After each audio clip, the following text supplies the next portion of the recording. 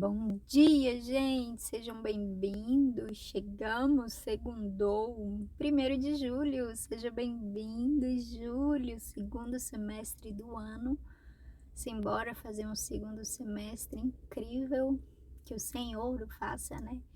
E hoje eu nem coloquei título, mas hoje a palavra parece dura, parece ruim, parece difícil, mas é a melhor coisa. Vocês vão ver. A gente vai começar orando e aí a gente parte para nossa leitura. Amém? Amém, Jesus. Obrigada, Pai. Obrigada por chegarmos até aqui. Obrigada por esse primeiro semestre. Obrigada pelo segundo semestre que se inicia hoje. Obrigada, Deus, porque o sol que nos aquece, Deus, nos lembra da Tua palavra, que o Senhor é fiel, de que o Senhor é bom, de que, sabe, Deus, há sempre um raiar de sol a cada novo dia, a cada nova manhã, a cada novo semestre, a cada novo mês. Em nome de Jesus, Deus, eu declaro que assim será na minha vida, na vida dos meus irmãos, de todos que buscarem o Senhor. A sua palavra, sabe, Deus, que seja essa luz para os nossos caminhos, luz para os nossos pés, luz para os nossos olhos, sabe, Deus, que seja iluminado o nosso caminho, que seja, sabe, uma bênção, que possamos encontrar a esperança de todas as coisas no Senhor. Nós apresentamos diante de Ti a palavra de hoje, te pedimos, conduza-nos, Pai, mais uma vez ao centro da Sua vontade, ao que o Senhor quer falar conosco. Nos faça entender. Nós estamos de ouvidos e coração aberto para Ti. Em nome de Jesus. Amém? Vamos embora. Então, no capítulo 34, versículo 1, vai começar dizendo assim. Eliú disse mais: Vocês que são sábios e instruídos, escutem o que vou dizer. Assim como os ouvidos julgam o valor das palavras e o paladar prova os alimentos, assim nós agora vamos examinar o caso e resolvê-lo do jeito que nos parecer melhor. Como a gente viu, Jó já findou suas palavras ali, aquela discussão que estava entre os amigos. Esse é Eliú que está falando, que é o amigo mais novo ali de Jó, né? Dentre todos aqueles que estavam, tinha um jovem.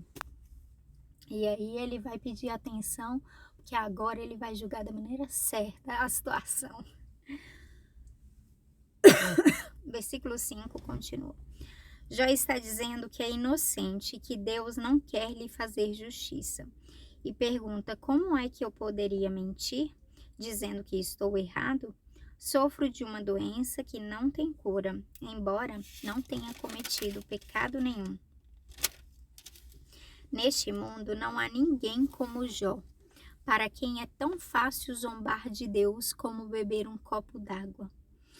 Ele anda com homens maus e se ajunta com gente que não presta, e diz assim: não adianta nada procurar agradar a Deus. Agora, vocês que têm juízo, me escutem. Será que Deus faria alguma coisa errada?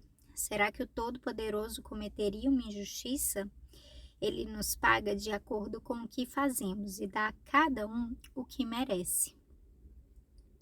Na verdade, o Deus Todo-Poderoso não faz o mal e não é injusto com ninguém. Quem entregou o poder a Deus? Quem o fez governador do universo? Se Deus quisesse, poderia fazer voltar para si o fôlego, a respiração da gente. Então, todas as pessoas morreriam juntas no mesmo instante e voltariam de novo para o pó. Agora, Jó, se você é sábio, escute e preste atenção no que vou dizer. Se Deus odiasse a justiça, não poderia governar o mundo. Será que você quer condenar aquele que é justo e poderoso? Deus condena os reis e as autoridades quando são maus, quando não prestam. Ele não mostra preferência pelas pessoas que estão no poder, nem favorece os ricos em prejuízo dos pobres, pois todos foram criados por ele. A morte pode vir de repente, no meio da noite. A pessoa tem um ataque e morre. Deus não precisa de ajuda para matar os poderosos, pois ele sabe tudo o que fazemos e vê todos os passos que damos. Não existe nenhum lugar, por mais escuro que seja, onde um pecador possa se esconder de Deus. Deus não precisa marcar um dia para que uma pessoa se apresente a fim de ser julgada por ele. Ele não necessita de examinar a vida dos poderosos para acabar com eles e dar a outros o seu lugar, pois Deus conhece o que eles fazem. De noite ele os derruba e esmaga. Em público, na frente de todos, Deus os castiga como se fossem criminosos, porque eles se afastaram dele e não quiseram obedecer a nenhum dos seus mandamentos. Eles fizeram com que os gritos dos pobres e explorados subissem até Deus e ele os escutou. Mas se Deus se calar, ninguém poderá condená-lo. Se ele esconder o rosto, as pessoas e as nações ficarão sem defesa e nada poderão fazer para evitar que homens maus os governem e explorem. Jó, será que você já reconheceu diante de Deus que você sofreu por causa dos seus pecados e que prometeu que não vai pecar mais? Será que você pediu a Deus que lhe mostrasse suas faltas e resolveu parar de praticar o mal?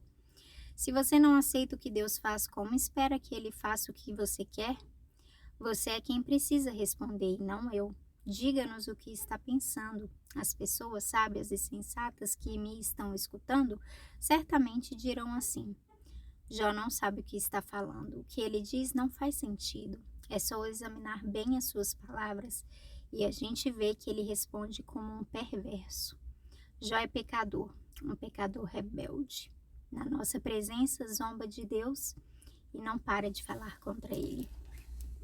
Então, Eliú sai em defesa de Deus e vai falar que já está se rebelando contra o Senhor.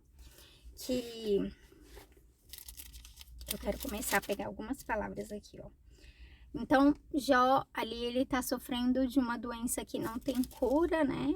Até então é incurável, ele já está meses com aquilo, sabe? Ele está emagrecendo, ele está em pele e osso, sabe? Tudo que ele come, ele causa náusea, né? Quando ele tem vontade de comer, ele não dá conta de comer.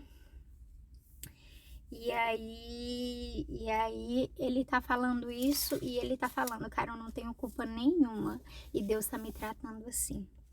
E aí Eliú vai falar que Jó tá zombando de Deus, que Jó não cansa de querer condenar a Deus, de querer levar a Deus para um tribunal, né?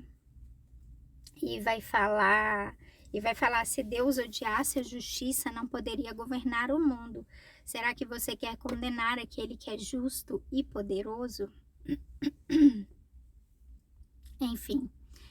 Então, aí vai falar, né, que se Deus quiser acabar com o ser humano, ele só estalar o dedo, que ele consegue fazer. E, enfim, uma das coisas que me chamou muita atenção nesse capítulo é que ele fala assim,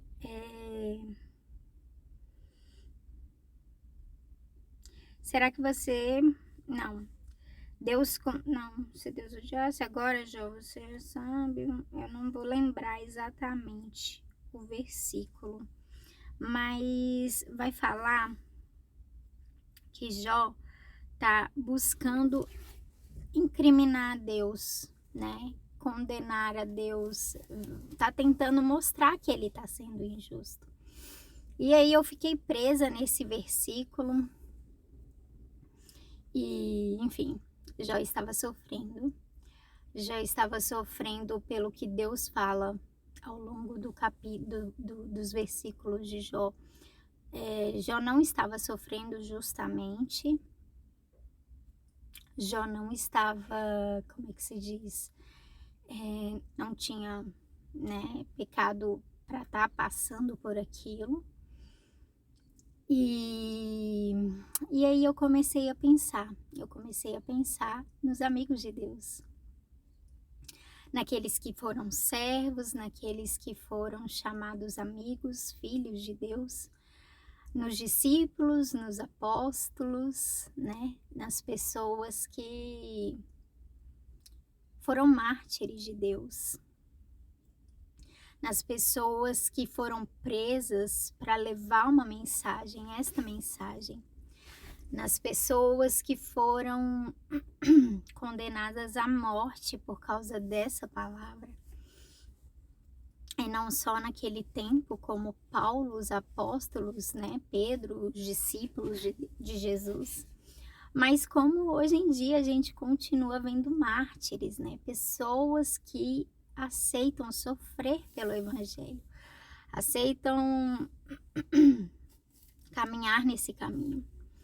E enquanto elas estão neste caminho, em alguns momentos, elas também acham que Deus está sendo injusto. Elas também meio que se rebelam contra Deus. Elas também acham que Deus, uai Deus, se eu sou seu filho, por que eu tô passando por isso? Sabe, se eu sou seu servo, eu tô aqui, eu tô levando a palavra e o Senhor tá me permitindo ficar numa cadeia ou ser morto, decapitado por causa disso. João, quando acabou ali sua missão no deserto e ele foi preso, ele duvidou de se Jesus Cristo era realmente aquele a quem ele estava esperando. Porque ele estava pronto para ser decapitado, então ele virou e ele falou: é assim mesmo que vai acontecer? O Senhor vai me mandar, tipo, pergunta se ele é mesmo aquele que eu estava esperando ou se há outro de vir. Então, isso nos mostra que até João Batista, né, também duvidou. Então, aqui Eliú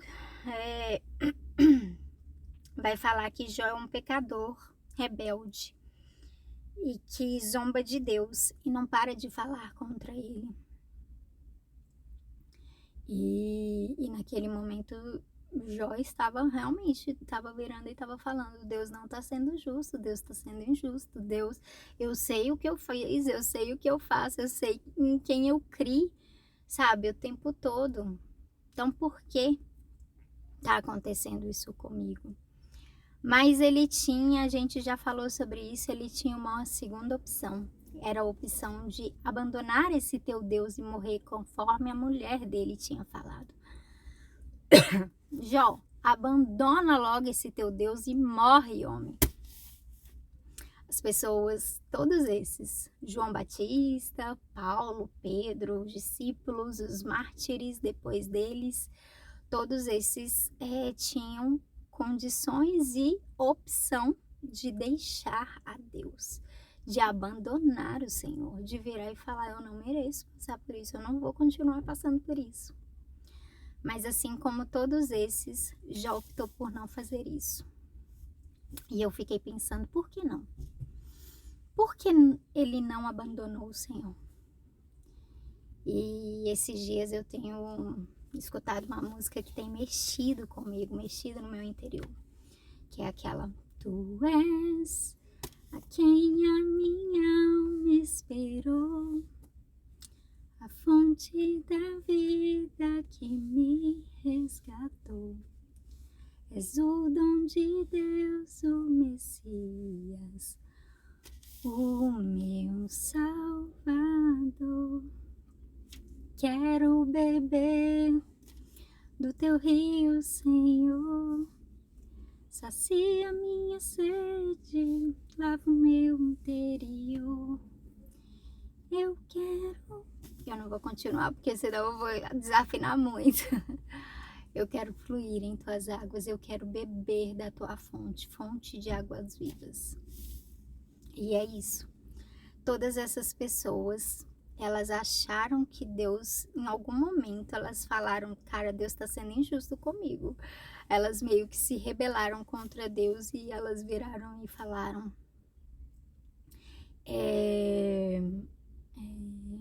Deus, sabe, Deus não tá fazendo seu papel direito. Mas elas não abandonaram, porque elas estavam com seus corações, com as suas almas tão satisfeitas em Deus, com as suas almas sabendo que tinha encontrado a maior e a melhor fonte de vida que podiam encontrar, sabe? aquilo tudo. Não, como diz Paulo, a leve e momentânea tribulação produz para nós eterno peso de glória. Elas estavam experimentando o peso de uma glória, uma saciedade, uma completude em suas almas tão abundante que aquilo que elas estavam passando no corpo delas e fora delas não podia se comparar àquilo que elas estavam sentindo dentro, que tinham encontrado o Senhor de suas vidas, aquilo por qual a alma delas sempre clamou e sempre desejou e sempre ansiou. É isso, eu nem vou passar do meu tempo pra gente não, ficar passando do tempo. Amém? Boa segunda, boa semana, bom início de semestre para vocês. Deus abençoe.